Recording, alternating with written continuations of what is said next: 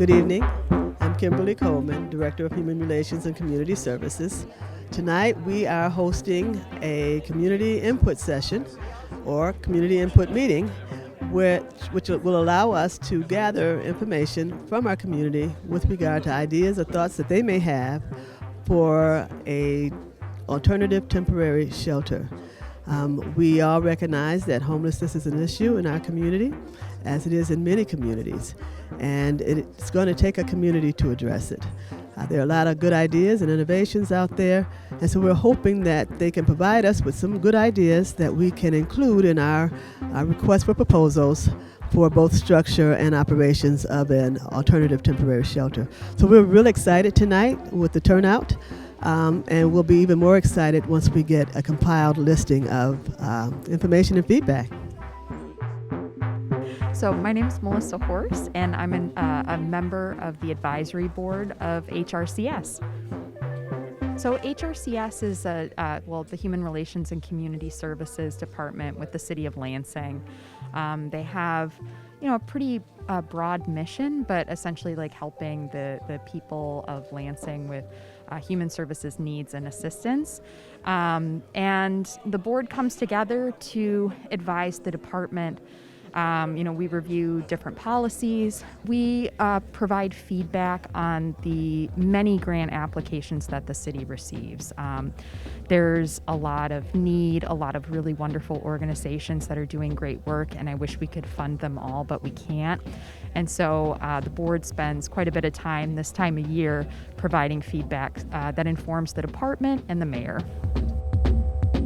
So that's the kind of beauty of this sort of format is like really the goal is to get feedback from citizens of Lansing on the problem of homelessness and housing in the city.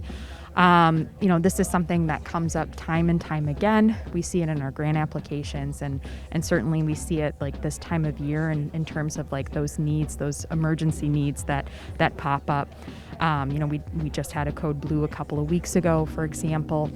This is an issue that the department is tasked with, and then but creating a space where the residents can come together, provide their input, granted, I'm just trying to listen in a little bit, but we're hearing like a lot of really wonderful ideas, and the turnout is phenomenal, and just super impressed by this setup. So using this kind of format where they're spending about 10 minutes per question or per two questions, gives small groups the time to weigh in on some pressing questions that we would just like their feedback on.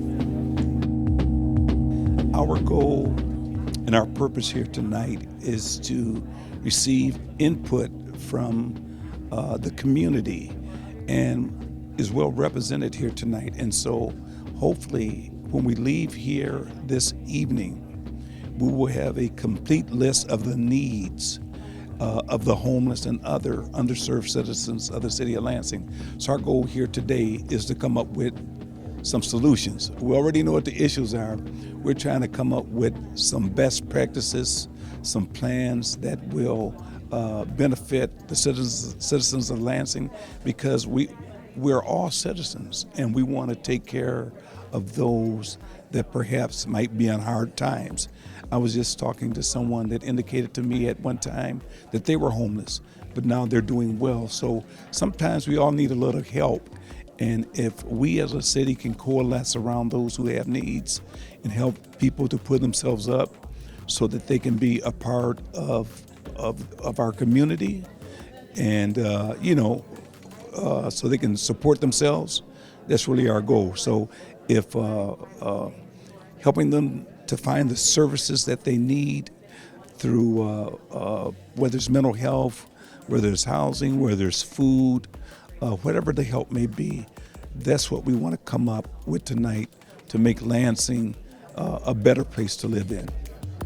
So basically what this is a collaboration of many shelters and nonprofit organizations And I've seen some of the executive directors of some of these organizations, and they're here tonight because they're concerned about making things better for the clients that they serve.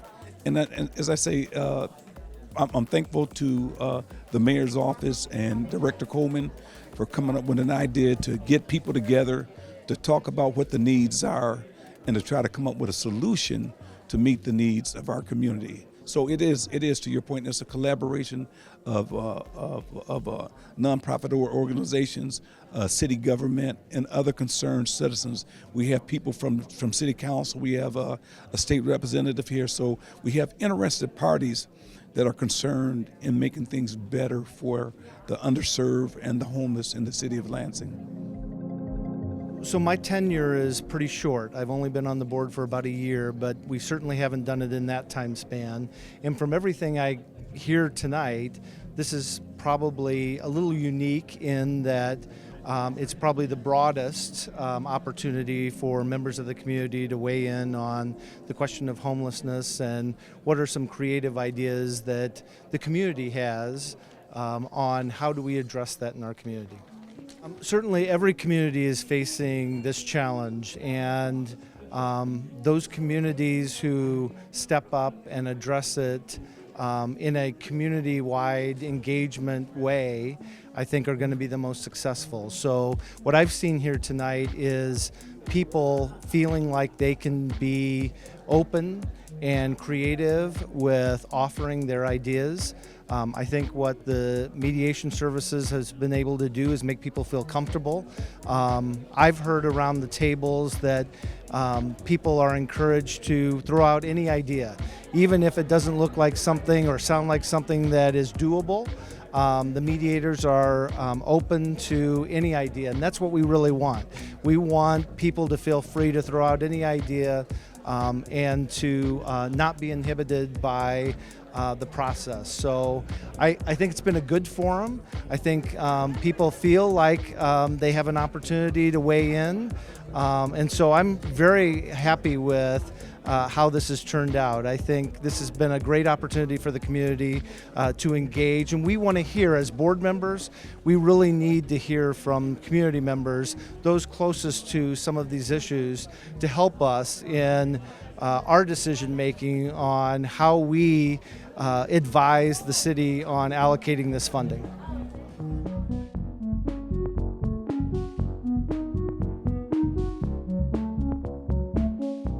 So tonight, the objective is to give everybody a maximum number of opportunities to contribute ideas.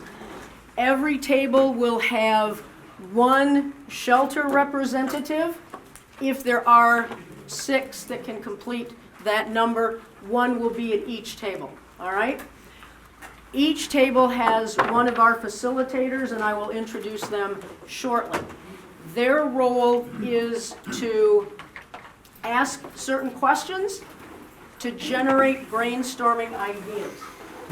The role of the facilitator will be to keep everybody on track, to answer only the questions that are asked, which will be questions that will generate ideas related to those particular questions, okay? There is not going to be any discussion at these tables about anything that has happened in the past or why people like certain ideas or why they don't like other ideas. The goal at each table is for the question to be asked and people to just start saying, we should do this, we should do this, we should do this. The facilitators are also going to be the scribes. They will write down all the ideas without further discussion or explanation. So if somebody says we should do X, Y, and Z, the facilitator will write down X, Y, and Z. They won't write down a rationale or history or anything like that because we're not going to be talking about that. The idea is to get out as many good ideas as you all have. First off, as many ideas as you have, and with each question. Ethan from our office in the back is going to be the timekeeper. He will start us as soon as he starts his clock. He will give me the sign to go.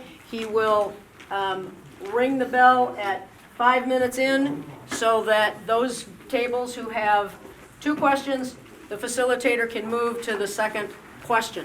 I also will be walking around, just listening and making sure that there are no issues that I need to help with, okay? All right.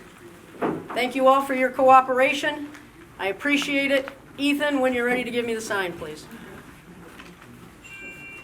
Go. Okay, so we had more family shelters that can accommodate large families, have single rooms for each family, keep families together, men and women, keep couples together with their kids, even if not heterosexual couples, more employment opportunities that disregard police record, resources for taking care of children, like child care, so that parents can go earn a living, affordable housing, listening to the stories of people, build compassion, help to a good pathway, permanent supportive housing, employers working with the shelters, let the shelters know what they have open, what jobs are available, helping to rebuild and build career paths, daytime care for children, addressing addiction and mental health problems. Housing should be a first priority and then can address other issues. Mentorship programs, shelter for teens, education, help them establish career paths, trade school, GED assistance, internships, more employment opportunities and support, more judicial support with emancipation and other issues, legal services, reconnected to society and social support, help with family issues, mental health help, counseling services, how to cook, balance a checkbook, and other types of life skills. Something such as this, facilitation with teenagers. Listen to teens, really hear them. The Lansing Promise. More communal living. Transitional living program. They pointed toward the Jackson House as a resource for that. Additional housing, keeping families together. Babysitting, who is going to go to work, who is going to watch the children. Problems with separating families. Kids who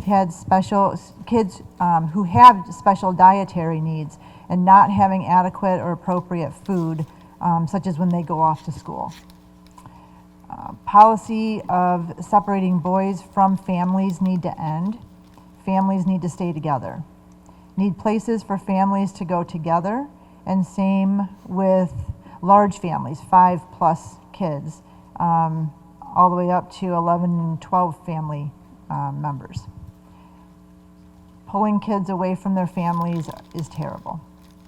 Need place for large families. On-site resources such as medical, counseling, healthcare, getting IDs, education, renovate an old school.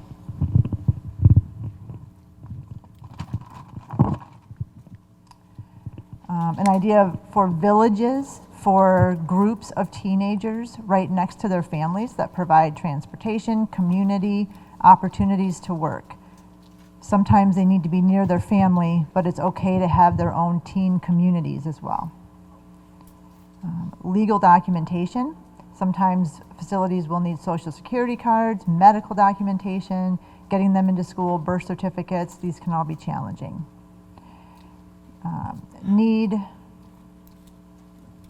I can't even read that, I'm sorry. I will figure it out. It will not go unfigured out.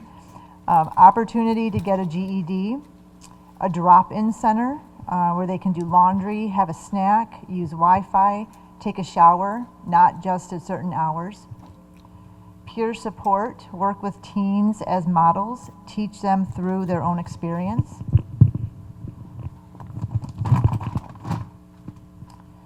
More shelters for men with children, having private spaces in transition to permanent housing, incentive for more privacy to get a private room, have transitional housing, live in a home with a manager, work on keeping the home, and then progress away to owning the home without the manager. Guaranteed income for 2 to 3 years for these families to get on their feet. Treat it as an investment. City needs to bring in real jobs, support of other resources, food. I'm going to stop you right there, please. Oh, I've got like 5. That's okay. I just want to say thanks to have everybody in this room. Even though, some of us don't agree, we don't always get along, but we're coming together to do something important. The one thing that I really want to mention more than anything, shelters, advocates, outreach workers, we need to start learning the process of documentation. In the last 16 days since I've started the hotel, 8 of the 16 people had housing vouchers in their records. 8 of them. We need to start educating and teaching people how to retrieve their own homeless records, how to look into it, how to get into housing, and the next step. But we also got to work with the people that are outside that can't get inside. We need more documentation of them. That's been the most frustrating thing, trying to help as many people as I can do through the process, but we got to get back to the paperwork to get it rolling so that we can get people the adequate funding that they deserve. Because they're out there and they're waiting, and that's the only thing holding them up, is they just don't understand. That's the one thing I really wanted to say. Thanks to everybody that came out and did something today. Thank you very much, Mike. At this time, we'll take Mr. Edwin Taylor. Edwin Taylor.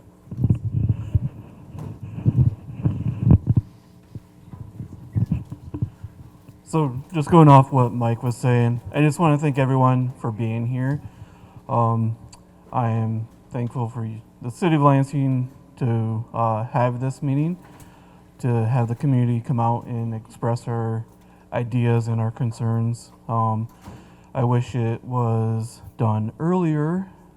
This isn't just a 2024 issue. It's been going on for many, many years now. So this is just the beginning, I hope, and I'm hoping that there's a lot of changes coming forth. Thanks, Edwin. Chantel Spears? Spears? That's it.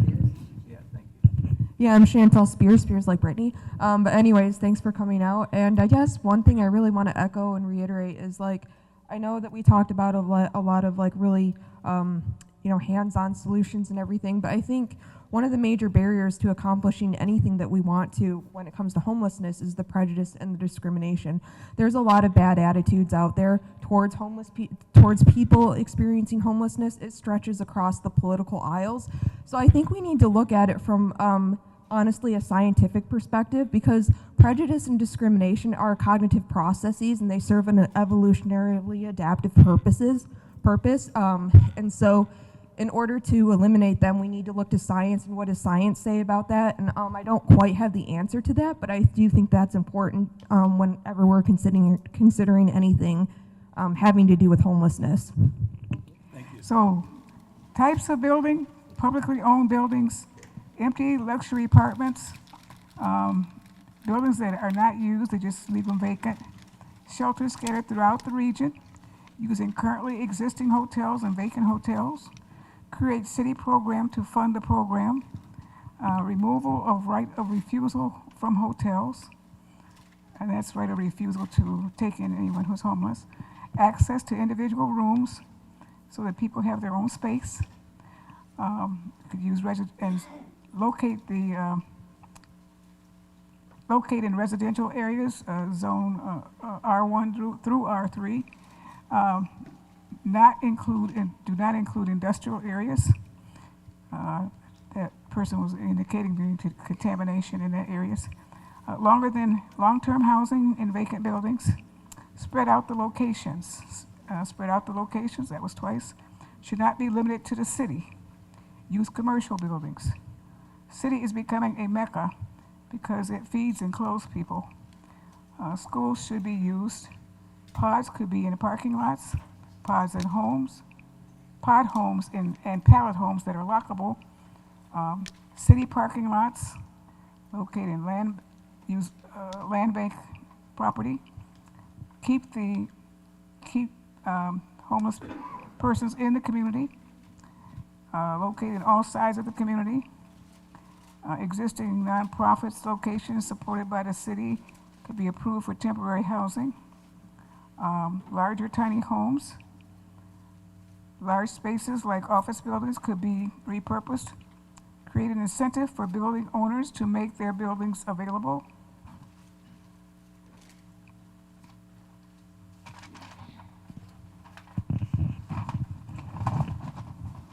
Allowing for people to have an area where they may camp, create ownership of the space. Buildings that were empty, that were identified by one participant, West Junior, Eastern High School, state buildings on South Pennsylvania, Sam's Club, the West End, the South End, and Old McLaren Hospital. Tiny home communities, energy efficient, control, can't read my own writing, control located areas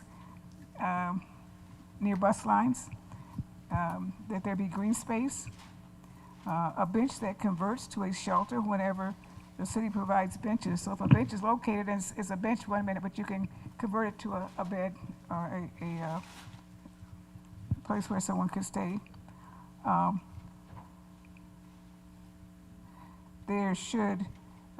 Housing should be nice, not prison-like, and clean, centrally located so people can access resources in the community. Clean and safe. Everyone deserves clean and safe. Parking available. Buildings should be ADA compliant throughout.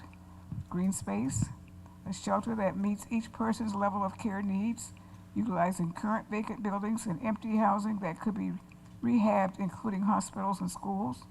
Large enough to incorporate satellite services, on-the-spot shopping. There were 4 individuals who made that single comment.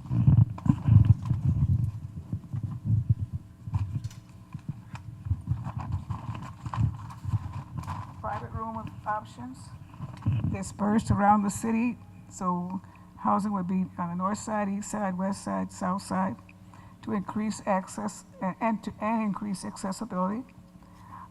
Promotes collaboration of locations so that you wouldn't be having to try to concentrate them all in one place. It could spread them around. Close to transportation, factor into the locations of the transportation issue. Expand to rural areas. Mental health is impacted if people are in a calmer environment located in a rural area. Pull in neighbors to participate with this issue. Carl Tilking. I've been a certified peer support specialist here in the city of Lansing for a long time. Since 2017, when I got certified, we found that this peer support movement has been going on since 2006 and earlier. I've been a part of this community for 55 years. I've worked for the Greater Lansing Food Bank. I'm an honorable discharged veteran. I like to help people. I'm unemployed, but I want a chance to be able to reach out to the homeless to help them. I have a plan, which is to be able to bring a tiny house community here in the city of Lansing to help with no barriers at all. But a lot of people got to help out. And that's what I'm looking for the city to help. I need the city to be able to see it because I've approached the city 12 times and I've been told no. No. Well, now we're here. Let's try this. I've got a detailed plan. I've got all of the supports in place, ready to go. As long as I can get the money, I can be able to make things happen fast. And in 1 to 2 months after starting, we can start putting unhomed people in their own home. I think it can be done. I just need everybody's support for that. Thank you. Hi, Julia Miller, Punks with Lunch Street Outreach. We predominantly focus on doing outreach with people who are unhoused and people who have substance use disorders. Primarily, I think it's great that we're all getting together and doing this. There's a lot of different options, there's a lot of different answers, and there's not one right answer. There's not one that's going to be the perfect answer. There's no cookie cutter that's going to fit for everybody.